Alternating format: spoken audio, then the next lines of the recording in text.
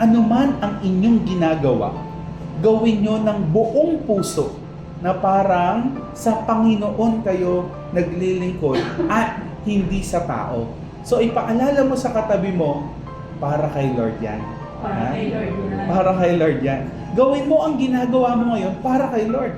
Kung nanay ka, para kay Lord. Kung empleyado ka, para kay Lord. Kung ikay anak, para kay Lord. Pagbutihan mo. Again, ang lahat, anuman ang inyong ginagawa.